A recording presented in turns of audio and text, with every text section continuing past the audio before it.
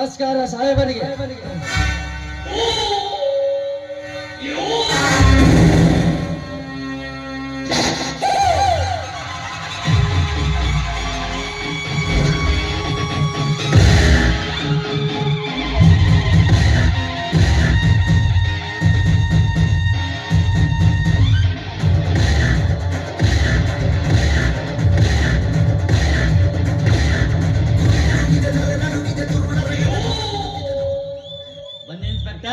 ಏನ್ ಸಮಾಚಾರ? ಹಾಗೆ ಸುಮ್ಮನೆ ನಿಮ್ಮನ್ನು ಭೇಟಿಯಾಗಿ ಹೋದರಾಯಿತು ಅಂತ ಬಂದಿದ್ದೆ ಸರ್. ಇದು ನಿಮ್ಮ ಮನೆ, ನೀವು ಯಾವಾಗ ಬೇಕಾದ್ರೂ ಬನ್ನಿ, ಸಂತೋಷನೇ.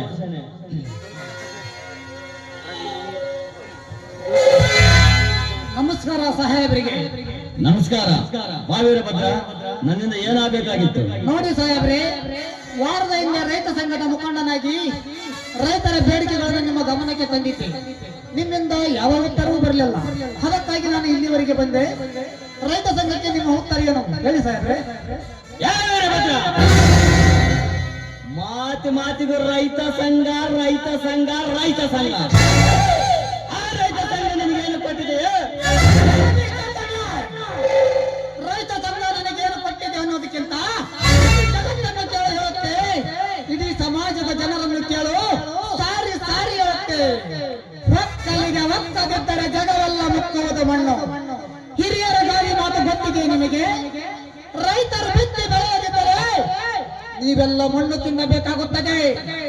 ದೇಶಕ್ಕೆ ಯುದ್ಧವೇ ಬರಲಿ, ಬರಗಾಲದ ಬರ ಸಿಡಿಲೇ ಬರೆಯಲಿ, ಎದೆ ತಟ್ಟಿ ಹೇಳುವೆ, ಸ್ವಾವಲಂಬಿಯಾಗಿ ಬದುಕುವರು ರೈತರು ಮತ್ತು ಕೂಲಿ ಕಾರ್ಮಿಕರು. ನೀವೆಲ್ಲ ಪರಾವಲಂಬಿಗಳು. ಆ ದರಿದ್ರದ ಬದುಕು ನಮಗೆ ಹಾಕಬೇಕು. ದುಡ್ಡು ಕೊಟ್ಟು ಆಳುಗಳನ್ನು ಇಟ್ಕೊಂಡಿರೋದು ಯಾಕೆ? ಸುಮ್ಮನೆ ಮೋಜಿಗೆನ? ನಿಮ್ಮ ಮನ ಒರೆಸುವುದರಿಂದ ಹಿಡಿದು ಪ್ರತಿ ಒಂದಕ್ಕೂ ಆಡಬೇಕು. ಹಾಯಿಲ್ಲ ನಿಮ್ಮ ಕೈ ಕಾಲುಗಳು ಆಡಲ್ಲ. ಯಾರ ಆಸರೆ ಇಲ್ಲದೆ ಬದುಕಿ ತೋರಿಸೋ ನೋಡೋಣ. ಬೆವರು ಅಂದರೆ ಮೂಗು ಮುಚ್ಚಿಕೊಳ್ಳೋ ಜನ ನೀವು. ಗಂಟರಿಗೆ ಯಾಕೆ ಕಿರಿಚುತ್ತೀಯ? ನಿನ್ನ ಕಿರಿಚಾಟ ಇಲ್ಲಿ ಕೇಳೋರು ಯಾರು ಇಲ್ಲ. ಇದು ಕಲಿಯುಗದ ಧನಿಕರ ಸಾಮ್ರಾಜ್ಯ. ಇಲ್ಲಿ ನಮ್ದೇ ಅಧಿಕಾರ. ನಾನು ನಡೆದಿದ್ದೆ ದಾರಿ, ಕುಡಿದಿದ್ದೆ ತೀರ್ಥ, ನಾನು ಹೇಳಿದ್ದೆ ವೇದಾಂತ. ನಿಮ್ಮನ್ನೆಲ್ಲ ಪಾತಾಳಕ್ಕೆ ತೊಳೆದು ನಾನು ಆಕಾಶದ ತರ ಕಾರಿದ್ದೇನೆ. ನೀನು ನನ್ನ ಸಮೀಪಕ್ಕೆ ಬರುವ ಕನಸು ಕಾಣಬೇಡ. ಎಲ್ಲಿ ದೊಡ್ಡಿದ್ರೆ ಮಾತ್ರ ದುನಿಯ. ಸಾಕು ಮಾಡಲೇ ನಿಮ್ಮ ಒಣಜಮ್ಮಟ ಮಾತು. ನಾಡಿನ ಬಡವರ ಕಣ್ಣಿಗೆ ಮಣ್ಣೆರಚಿ, ಬಡವರ ಸಮಾಜದಲ್ಲಿ ಅರಮನೆ ಕಟ್ಟಿ, ನಾನೇ ಶ್ರೀಮಂತನಿಂದ ಅಮ್ಮನಿಂದ ಮಾತನಾಡಬೇಡ. ಈ ಮಣ್ಣಿನ ತೋಳು ಕೂಡ ಆ ತಾಯಿ ಚೌಡಮ್ಮನ ಹೆಸರು ಹೇಳುತ್ತೆ. ಲೆಕ್ಕ ಮಿಸ್ಟರ್ ಗಂಡ, ನಿನ್ನದು ದೃಷ್ಟರ ಸಾಮ್ರಾಜ್ಯ. ಅದನ್ನು ಸದೆ ಬರೆಯುವುದೇ ನನ್ನ ಮೊದಲ ಕೆಲಸ. ಹದ್ದು ಆಕಾಶದತ್ತರೆ ಆರಿದರು ತತ್ತು ಕೂಲಿಗಾಯಿಸುವುದರಿಂದ ಭೂಮಿಗೆ ಬರಲೇಬೇಕು. ಏರಿದವರು ಏರಲೇಬೇಕು. ಇದು ಜಗತ್ತಿನ ನಿಯಮ. ಈ ನಿನ್ನ ಪತ್ರ ಕೊಡೆ ಛಿದ್ರವಾದಾಗ ನಿನ್ನ ಗದೆ ಅದಾಗದೆ. ಯಾರ ಮನೆಗೆ ಬಂದು ಯಾರ ಮುಂದೆ ನಿಂತು ಮಾತನಾಡುತ್ತಿರುವೆ ಎನ್ನುವ ಪರಿಜ್ಞಾನವಿದೆಯೇನೋ ನಿನಗೆ? ನಾನು ಈ ಊರಿಗೆ ಬಂದಾಗಿನಿಂದಲೂ ನೋಡ್ತಾನೆ ಇದ್ದೀನಿ. ನಿನಗೊಂದು ಅವಕಾಶ ಕೊಡ್ತೀನಿ, ಇದ್ದಿಕೋ. ನಿನ್ನ ಆಟನೆ ಮುಂದುವರಿಸಿದ್ದೆ ಆದರೆ ಮಗ, ಯಾವುದಾದರೂ ಕ್ರಿಮಿನಲ್ ಕೇಸ್ಗೆ ಫಿಟ್ ಮಾಡಿ ನಿನ್ನ ಒದ್ದು ಲಾಕಪ್ಪಿಗೆ ಹಾಕಿ ಬಿಟ್ಟೆನು ಬಡವ ಎಚ್ಚರ. ಮತ್ತೆ ಕೂಗದರು ಬಡವ ಎಂದು. ಮತ್ತೊಂದು ಮಾತು ಉತ್ತರಿಸಿದರೆ ಮಗನು ನಿಮ್ಮ ನಾಲಿಗೆಯನ್ನು ಸೀಳಿಬಿಟ್ಟೆನು. ಹಾಕಿ ಬಟ್ಟೆ ತೊಟ್ಟಿ ಅಂತ ಮರ್ಯಾದೆ ಕೊಟ್ಟೆ. ಕಂಡವರ ಎಂಬ ಆಸೆಗೆ ಆಸೆ ಬಿದ್ದು ಮುಚ್ಚುತ್ತಿದ್ದವರ ಇಚ್ಛೆ ಮಾತನಾಡ್ತೀಯ ಮಗನೇ.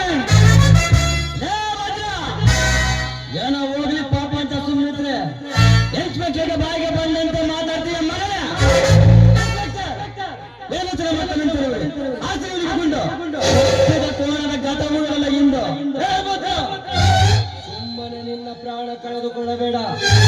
ಸುಮ್ಮನೆ ಮಾತಿಗೆ ಮಾತು ಬೆಳೆಸಬೇಡ.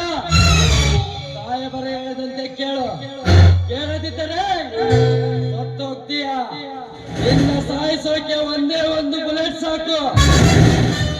ನಿನ್ನ ಪ್ರೀತಿಯ ಪ್ರಾಣ ಪಕ್ಷ ಹಾರಿ ಹೋಗುತ್ತೆ. ನೀನು ಸಾಯಿಸಿದರೆ ಅದು ಕೊಲೆ, ಆದರೆ ನಾನು ಸಾಯಿಸಿದರೆ ಎನ್ಕೌಂಟರ್. ಎನ್ಕೌಂಟರ್ ಮಾಡಲು ನಾನು ಯಾವ ತಪ್ಪು ಮಾಡಲ್ಲ. ನಾನು ಅರೆಸ್ಟ್ ಆಗಿಲ್ಲ. ಆರಿದುಕೊಂಡು ಸಾವು ನೋವುಗಳನ್ನು ಗೆದ್ದುಕೊಂಡು ಗಂಡಿದ್ದೇವೆ. ಸಾವು ಸೃಷ್ಟಿಕರ್ತ. ಆ ಬ್ರಹ್ಮ ಬರೆದ ಬರ ಅದನ್ನು ಬರೆಯಲು ನೀನ್ಯಾರು?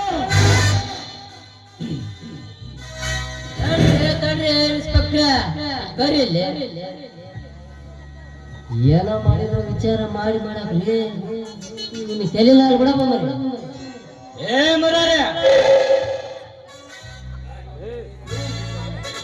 ಏ ಭದ್ರ, ಇನ್ಸ್ಪೆಕ್ಟರ್ ಯಾಕೆ ತಡಿತೀಯ? ಆಸ್ಲಿಗೊಂಡು ನಮಗೆ ಎದುರಾದವರು ಯಾರು ಉಳಿಯಬಾರದು. ನಮಗೆ ಎದುರಾದ್ರೆ ಅವರ ಗತಿ ಏನಾಗುತ್ತೆ ಅನ್ನೋದನ್ನ ಮುಂದಿನವರು ನೋಡಿ ತಿಳಿಯಲಿ. ಇನ್ಸ್ಪೆಕ್ಟರ್ ಆಸ್ಲಿಗೊಂಡ ಶ್ರೀಮಂತಿಕೆ ಅಮಲಿನಲ್ಲಿ ಬೆಳೆದವರು ಜೈಲು ಕಮ್ಮಿ ಅನಿಸುತ್ತಿದ್ದಾರೆ. ಕಾನೂನು ಎಲ್ಲರಿಗೂ ಒಂದು ಬಟ್ಟ ಇನ್ಸ್ಪೆಕ್ಟರ್.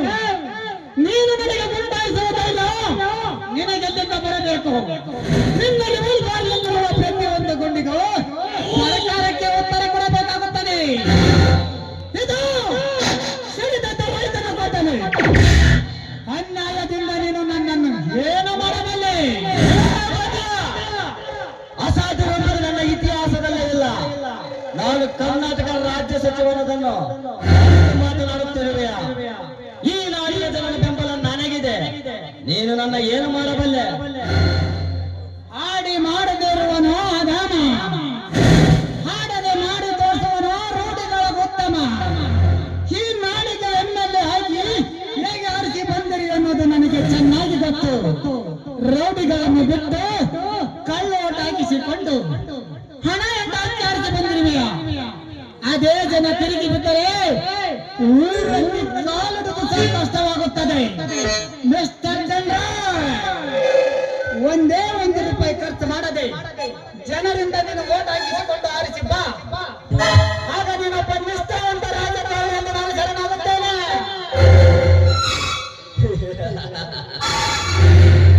ಪಾಪ ಪುಣ್ಯ ಪುಸ್ತಕದ ಮೇಲೆ, ದುಡ್ಡಿದ್ರೆ ದುನಿಯಾ ಮೇಲೆ. ಆಗ್ಲೇ ಹೇಳಿದಲ್ಲ, ಇಲ್ಲಿ ದುಡ್ಡಿದ್ರೆ ಮಾತ್ರ ದುನಿಯಾ. ನಿನಗೆ ಎಷ್ಟು ದುಡ್ಡು ಬೇಕು ಕೇಳು. ರೈತ ಸಂಘದಿಂದ ದೂರವಿರು. 10 ಲಕ್ಷ ಬೇಕಾ? 20 ಲಕ್ಷ ಬೇಕಾ? 50 ಲಕ್ಷ ಬೇಕಾ? ಎಷ್ಟು ದುಡ್ಡು ಬೇಕು ಕೇಳು. ನಾನು ₹1 ಕೋಟಿ ಕೊಡಲು ಸಿದ್ಧನಿದ್ದೇನೆ. ಇಂಥ ಅವಕಾಶ ಸಿಗುವುದು ಅಪರೂಪ. ಸಿಕ್ಕ ಅವಕಾಶವನ್ನು ಬಳಸಿಕೊ. ಮರಳೆ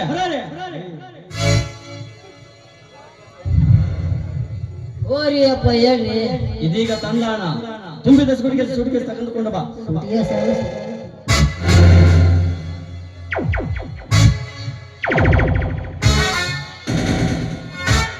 ವೀರಭದ್ರ, ಸುಮ್ನೆ ನಾನು ಹೇಳಿದಂತೆ ಕೇಳು. ಜೀವನದಲ್ಲಿ ಮುಂದೆ ಬರ್ತೀಯ. ರೈತ ಸಂಘ ಹೋರಾಟ ಅಂತ ಹೋದ್ರೆ ಏನು ಸಿಗುವುದಿಲ್ಲ, ಬರೀ ಮಣ್ಣು. ನೀನು ಹೇಳೋ ತರ ಮಾಡಿದರೆ ಅಪ್ಪಮ್ಮ ಹೋರಾಟಗಾರ ರೈತ ಸಂಘದ ಮುಖಂಡನೇನಾದ್ರೂ ಮಾಡಿದರೆ ಇವತ್ತು ಯಾವುದು ರೈತ ಸಂಘದ ಹೋರಾಟಗಳು ನಡೆಯುತ್ತಿರಲಿಲ್ಲ. ಮಿಸ್ಟರ್ ಧನರಾಜ್, ಅವ್ರು ಯಾರು ಗೊತ್ತಾ? ಬಾಗಲಕೋಟೆ ಜಿಲ್ಲೆ ಮಹಾಕವಿ ರನ್ನಪುರ ತಾಲೂಕಿನ ಸಿರಿಯಾದ ಸಿಡಿದೆತ್ತ ರೈತ ಮುಖಂಡ ದಿವಂಗತ ಶ್ರೀ ರಮೇಶ್ ಗಡದಣ್ಣವರು. ಅವರೇನಾದ್ರೂ ಕೋಟ್ಯಾಂತರ ರೂಪಾಯಿ ಲಂಚ ಪಡೆದಿದ್ರೆ ಇವತ್ತು ಪ್ರತಿ ಹಳ್ಳಿಗಳಲ್ಲಿ ರೈತರು ಅವರನ್ನು ಗೌರವಿಸುತ್ತಿರಲಿಲ್ಲ. 10 ಅಡಿ ಎತ್ತರದ ಒಟಾಟು ನೆಲತ್ತಿರಲಿಲ್ಲ. ಮಿಸ್ಟರ್ ಧನರಾಜ್, ನೀವು ಹೇಳೋ ತರ ಲಂಚ ಪಡೆದಿದ್ರೆ ಶ್ರೀ ರಮೇಶ್ ಗಡದಣ್ಣವರು ಕೋಟ್ಯಾಧೀಶರನ್ನಾಗಿ ಕಾರನ್ನತ್ತಿ ಮೆರೆಯಬಹುದಿತ್ತು. ಅವರೊಬ್ಬ ನಿಷ್ಠಾವಂತ ರೈತ ಸಂಘದ ದಿಟ್ಟ ಹೋರಾಟಗಾರ ಅಂತ ನೋಡಬೇಕು. ನೀನ್ ಈ ರೀತಿ ನಿನ್ನದೇ ದಾರಿಯಲ್ಲಿ ನಡೆದರೆ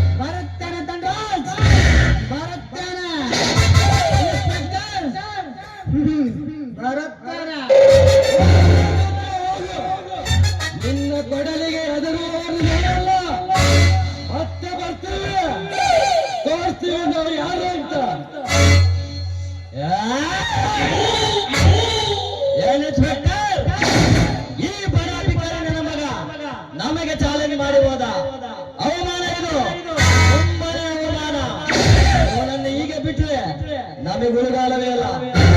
ಅವನನ್ನು ಇಷ್ಟು ದಿನ ಬೆಳೆಯಕ್ಕೆ ಬಿಟ್ಟಿದ್ದೇ ತಪ್ಪು.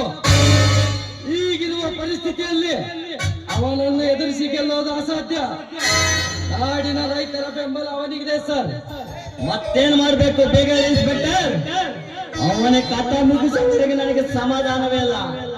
ಎದುರಾಳಿಯನ್ನು ನೇರವಾಗಿ ಹೊಡೆಯಬಾರದು ಸರ್. ಅವನನ್ನು ಮೋಸದಿಂದಲೇ ಮುಗಿಸಬೇಕು. ನಾವೇ ಮಾಡಿಸಿದ್ದು ಅಂತ ಯಾರಿಗೂ ಗೊತ್ತಾಗಬಾರದು.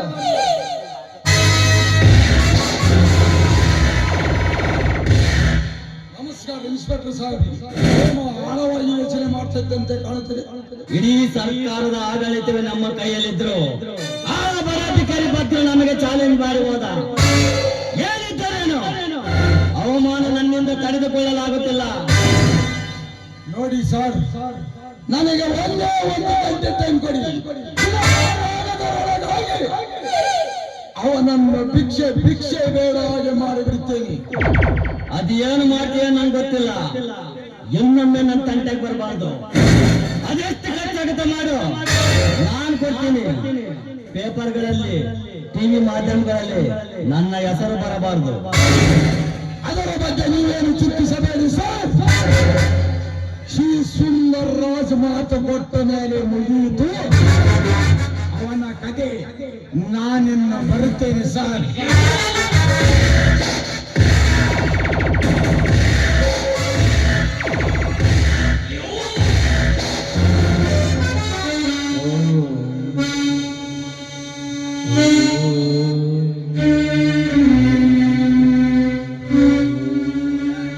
ಹೃದಯ ಸಮುದ್ರ ಕಲಕಿ ದೇಶದ ಬೆಂಕಿ ದೋಷ ಜಾಲಿ ಹುರಿದುರಿದು.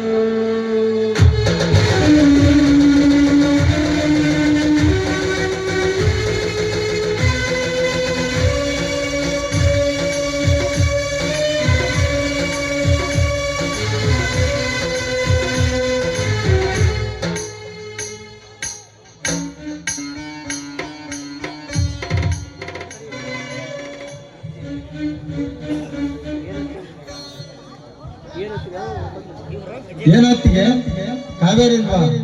ಅವಳೇ ನೋಡ್ತಾಳೆ ಬಿಡು.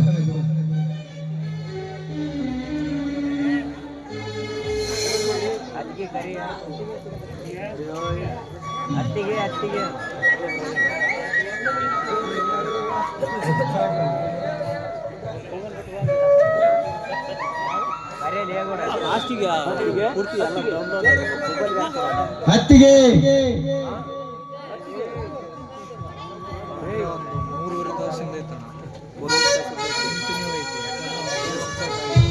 ಬೈದಿ ನೋಡಪ್ಪ, ನಾನ್ ಸ್ವಲ್ಪ ನೀರಿಗೆ ಹೋಗ್ಬರ್ತೀನಿ.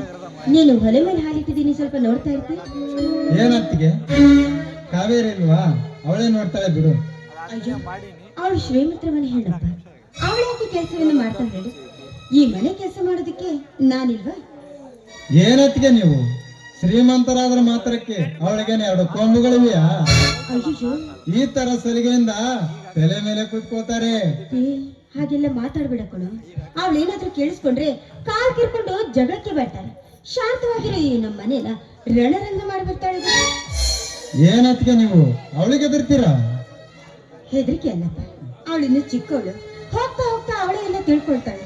ಒಂದು ವೇಳೆ ಈ ವಿಷಯ ಏನಾದ್ರೂ ನಿಮ್ಮ ಅಣ್ಣನಿಗೆ ಗೊತ್ತಾದ್ರೆ ಅವ್ರ ಮನಸ್ಸಿಗೆ ತುಂಬಾನೇ ಬೇಸರ ಮಾಡ್ಕೊಳ್ತಾರೆ. ಅದಕ್ಕೆ ನೀನ್ ಹಾಲ್ ನೋಡ್ತಾ ಇರು, ನಾನ್ ಬೇಗ ಬಂದ್ಬಿಡ್ತೇನೆ. ಆಯ್ತತ್ತಿಗೆ, ನೋಡ್ತೀನಿ, ಹೋಗಿ ನೀವು.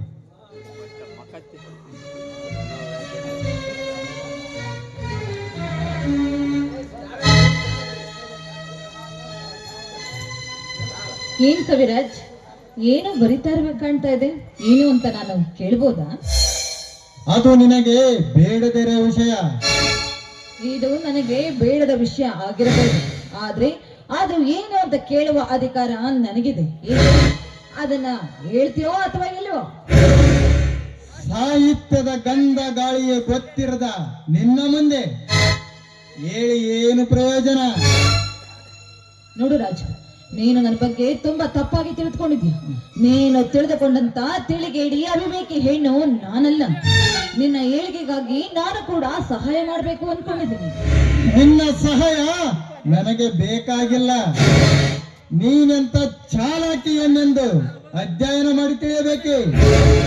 ರಾಜು, ನಾನು ಹೇಳುದನ್ನ ಗಮನವಿಟ್ಟು ಕೇಳು.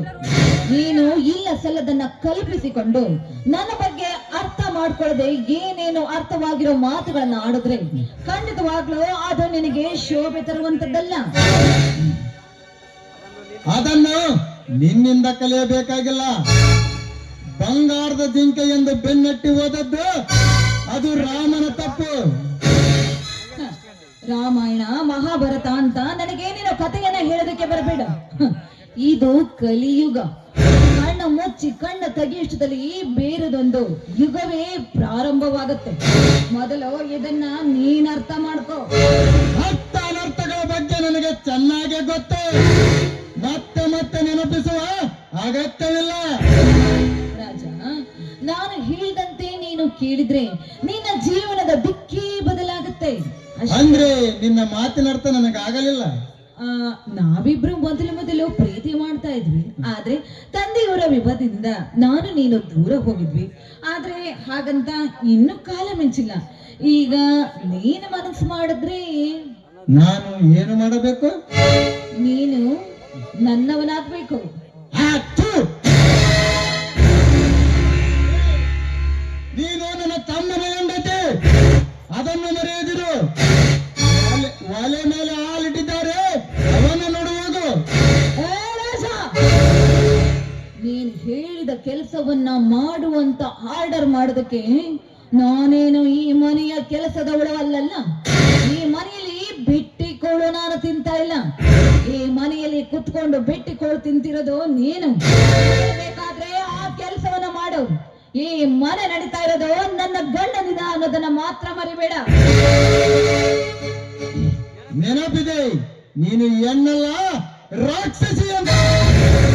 ಮದುವೆಯಾಗಿ ಸಂಸಾರ ಮಾಡಿ ಮನೆ ಬೆಳಗಲು ಬಂದವಳು ನೀನಲ್ಲ.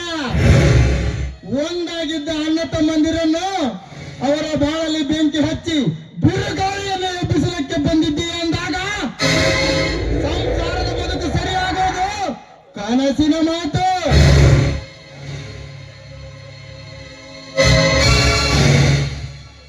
ಏನ ಕಾವೇರಿ, ಏನಿದೆ ಗಲಾಟೆ? ಬನ್ನಿ ಬನ್ನಿ, ಈ ಹಾಳಾದ ಮನೇಲಿ ಒಂದು ಕ್ಷಣನೂ ನಾನು ಇರೋದಕ್ಕೆ ಇಷ್ಟಪಡಲಿಲ್ಲ. ನೋಡಿ, ಒಂದ್ ಕೆಲಸ ಮಾಡಿ, ಈಗ್ಲೇ ನನ್ನ ತವ್ರ ಮನೆಗೆ ಕಳಿಸ್ಕೊಟ್ಬಿಡಿ. ಯಾಕೆ ಕಾವೇರಿ, ಏನಾಯಿತು? ಇದು ಅಂತ ಯಾವ ಬಾಯಲ್ಲಿ ಹೇಳಿ ಹೇಳೋದಕ್ಕೆ ನನಗೆ ಮನಸ್ಸೇ ಬರ್ತಾ ಇಲ್ಲ. ಇವ್ರು ಹೇಳಿದ ಮಾತನ್ನ ಹೇಳೋದಕ್ಕೆ ನನಗೆ ನಾಚಿಕೆ ಆಗ್ತಾ ಇದೆ, ಗೊತ್ತಾ? ನೀನಾದ್ರೂ ಹೇಳು ರಾಜಣ್ಣ, ಏನು ನಡೀತು ಅಂತ. ನಾನೇನು ಹೇಳಿದ್ರು ನೀನು ನಂಬುವುದಿಲ್ಲ. ಮಹಾನ್ ಪತಿವ್ರತಿ ಸುರಮಣಿದಾಳಲ್ಲ ನಿನ್ನ ಹೆಂಡತಿ, ಅವಳನ್ನ ಕೇಳು, ಹೇಳ್ತಾಳೆ. ಏನು ಕಾವೇರಿ, ಏನಿದೆ ಅಲ್ಲ? ಒಂದು ಅರ್ಥವಾಗುತ್ತಿಲ್ಲ. ನಿಮ್ಮಣ್ಣ ಇದನ್ನಲ್ಲ, ಗುಣ ಸಂಪನ್ನ. ಮನೆಯಲ್ಲಿ ಯಾರು ಇಲ್ಲ ಅಂತ ಹೇಳಿ ನನ್ನನ್ನ ಬಲಾತ್ಕಾರ ಮಾಡೋದಕ್ ಬಂದ.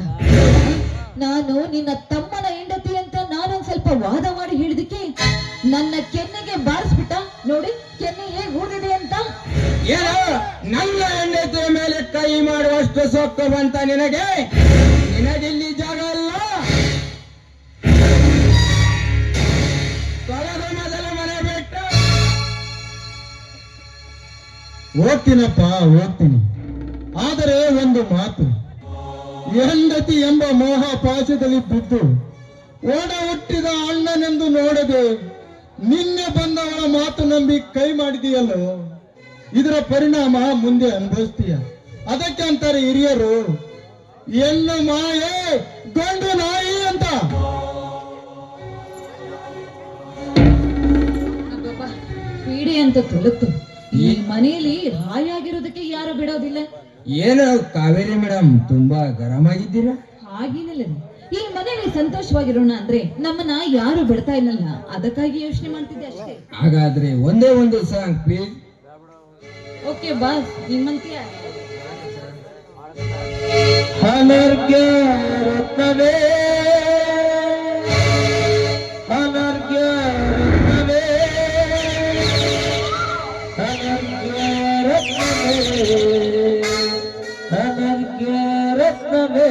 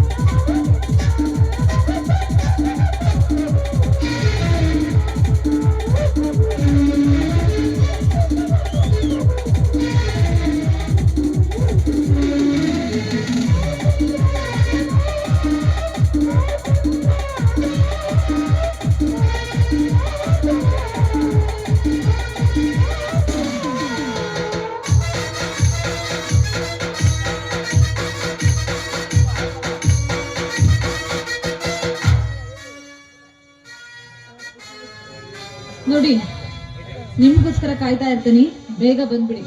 ಓಕೆ ಮೇಡಮ್, ಬೇಗ ಬರ್ತೀನಿ. ಆಯ್ತು, ಬೇಗ ಬನ್ನಿ.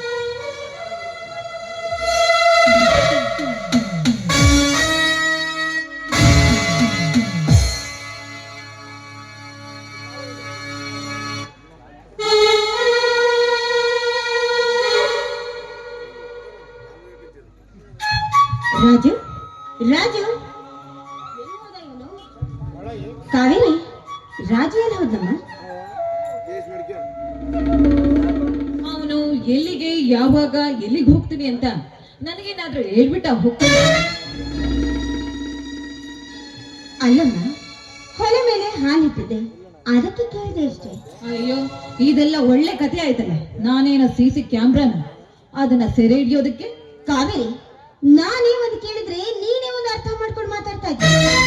ಹೆಣ್ಣಿಗೆ ಇದು ಸರಿಯಲ್ಲ. ಹೌದೌದು, ಇದನ್ನ ಇದ್ದಂಗೆ ಹೇಳಿದ್ರೆ ಯಾರು ಎದ್ದು ಬಂದು ಎದೆ ಗೊತ್ತಿದ್ರಂತೆ. ಆ ನಿನ್ನ ಮೈದನ ರಾಜ ಇದ್ದಾನಲ್ಲ, ನನ್ನೊಂದಿಗೆ ಜಗಳವನ್ನಾಡ್ದ. ನಾನು ಕೂಡ ಅವನೊಂದಿಗೆ ವಾದ ಮಾಡೋದಕ್ಕೆ ನನ್ನ ಕೆನ್ನೆಗೆ ಹೊಡೆದು ಬಿಟ್ಟ. ಹೇಳು, ಅವನು ಯಾರು ಅಂತ ನಾನ್ ವಿಚಾರಿಸ್ಬೇಕು ಅಂತ. ಹೋಗ್ಲಿ ಬಿಡಮ್ಮ, ಸಿಟ್ಟಾಗ್ಬೇಡ. ಹೊಲ ಮೇಲೆ ಹಾಲಿಟ್ಟಿದ್ದೆ, ನೀನಾದ್ರೂ ನೋಡ್ಕೋಬೇಕು ತಾನೆ. ಅದನ್ನೆಲ್ಲ ನೋಡ್ಕೊಳ್ಳೋದಕ್ಕೆ ನೀನಿದೆಯಲ್ಲ, ಅದನ್ನೆಲ್ಲ ನಾನ್ ಯಾಕೆ ನೋಡ್ಕೊಂಡ್ಲಿ? ಎಷ್ಟೇ ಆಗ್ಲಿ ಈ ಮನೆಯ ಕೆಲಸದಾಳು ನೀನು ತಾನೆ, ಅದು ನಿನ್ನ ಕೆಲಸ. ಆಯ್ತು, ಹಾಗೆ ಆಗ್ಲಿ.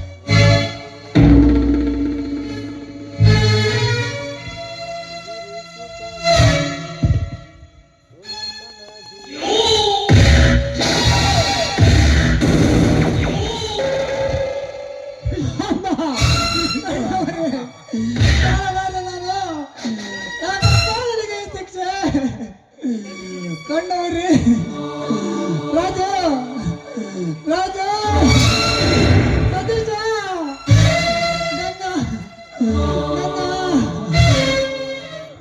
ಸ್ವಾಮಿ, ಏನಾಯ್ತು? ಮೋಸವಾಯ್ತು ಗಂಗಾ, ಮೋಸವಾಯ್ತು. ಕಾಣ್ತಿಲ್ಲ ಗಂಗಾ, ಕಣ್ಣ ಕಾಣ್ತ. ಅಯ್ಯೋ ದೇವ್ರೇ, ಏನ್ರಿ ಆಯ್ತು ನಿಮಗೆ? ಗಂಗಾ, ದಾರಿಯಲ್ಲಿ ಬರುವಾಗ ಮುಖಕ್ಕೆ ದ್ರವಸಿ ಆದಂಗೈತೆ ಗಂಗಾ, ದ್ರವಸಿ.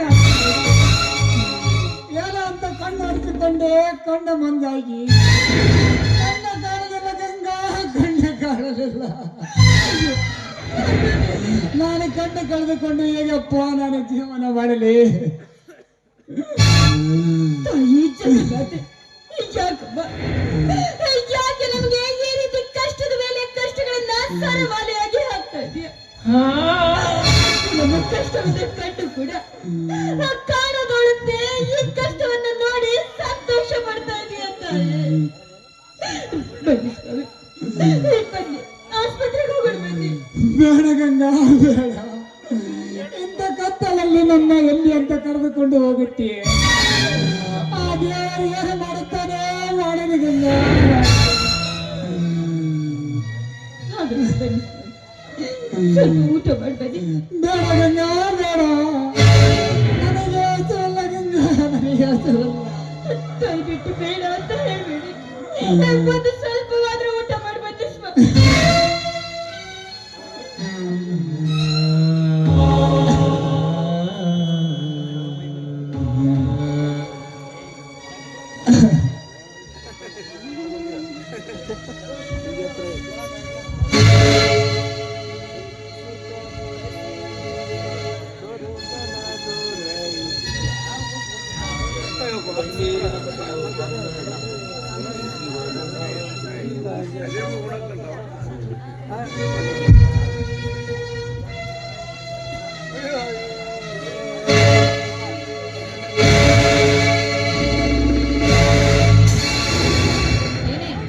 ಯಾರನ್ನ ಕೇಳಿ ಅವನಿಗೆ ತಿನ್ನೋದಕ್ಕೆ ಅನ್ನವನ್ನ ಕೊಟ್ಟಿದ್ಯಾ?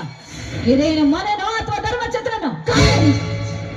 ತಿನ್ನ ಅನ್ನ ನಾವು ಯಾಕೆ ಮಾರಿದ್ದು ಮಳೆಪಾಲ್ ಮಾಡ್ತೇವೆ?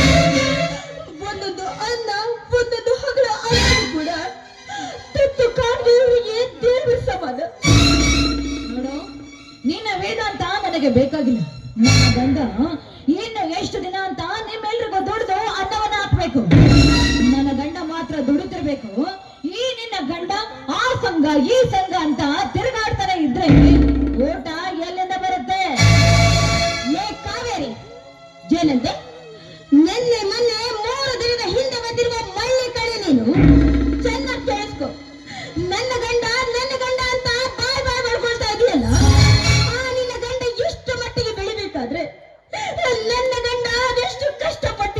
ಹೋಗ್ತೇನೆ.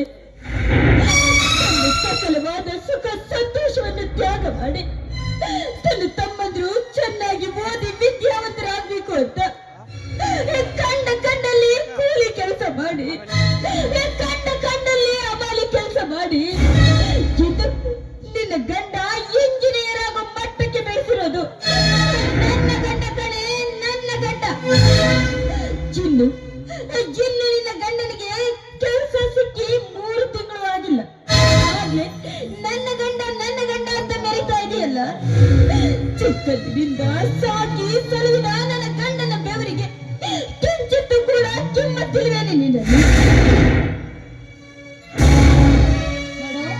ಇದೆಲ್ಲ ಅವರವರ ಹಣೆ ಬರಹ. ಅವರ ಹಣೆ ಬರಹ ತಕ್ಕಂತೆ ಅವರು ಬದುಕ್ತಾರೆ. ಇದು ನನ್ನ ಕಾಲ ಇದೀಗ ಬಂದಾಗ ನಾನು ಮಾತನಾಡ್ಲೇಬೇಕು.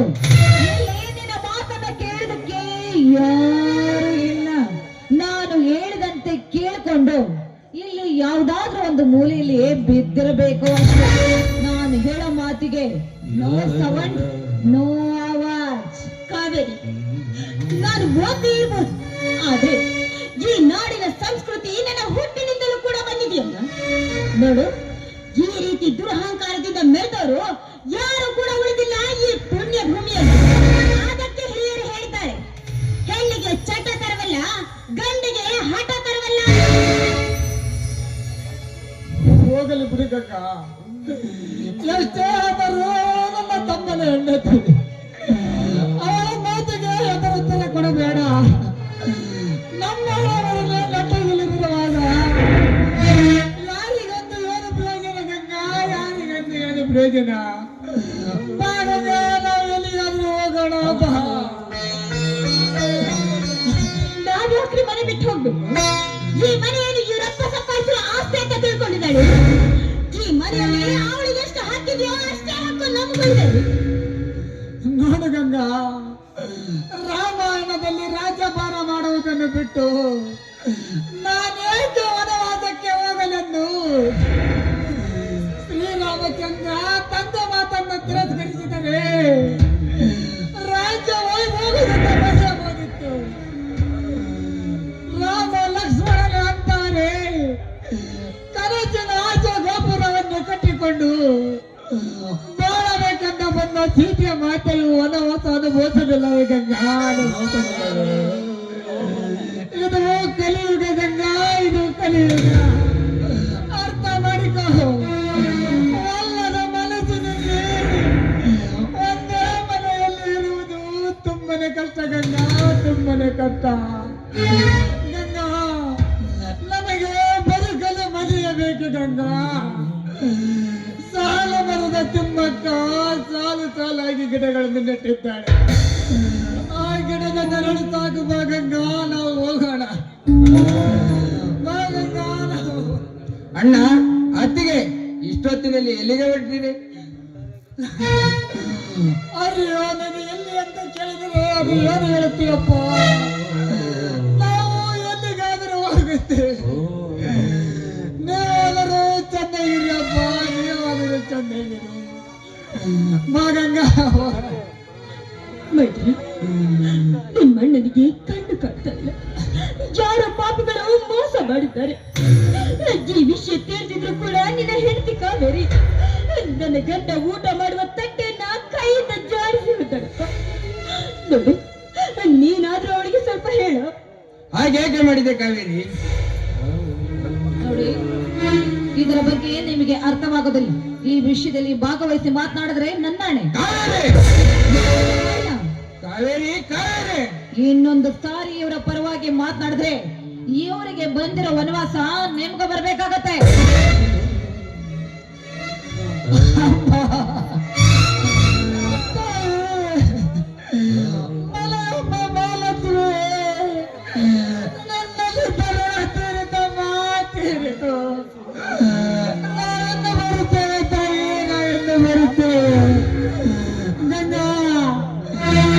ನನಗೆ ಈ ಮನೆ ಬಾಗಿಲಿಗೆ ಹಣ ಹೆಚ್ಚಿ ನಮಸ್ಕಾರ ಮಾಡು ಗಂಗಾ, ನಮಸ್ಕಾರ ಮಾಡು.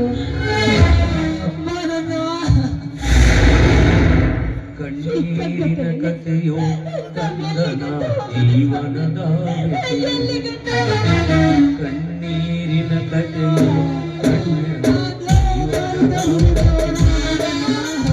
ಕಣ್ಣೀರಿನ ಕಥೆಯು ಅಂದನ ಜೀವನದ ವ್ಯಥೆಯು ತಂದೆ ತಾಯಿ ಇಲ್ಲ ನನಗ ಮೊದಲ ಕಣ್ಣು ಇಲ್ಲ ದೈವ ಕಾಡಿತು ನನ್ನನ್ನ ಕಣ್ಣು ನನ್ನ ಹೋಗೆವೆಂದು ಬಳಗ ನನಗ ಇಲ್ಲ ತಾಯಿ ಕೈಯ ಬಿಟ್ಟಳಲ್ಲ ನನಗ ಕಣ್ಣು ಕಾಣಲಿಲ್ಲ ದೈವ ಕರೆದಿತು ನನ್ನನ್ನ ಕಣ್ಣೀರಿನ ಕಥೆಯು ಅಂದನ ಜೀವನದ ವ್ಯಥೆಯು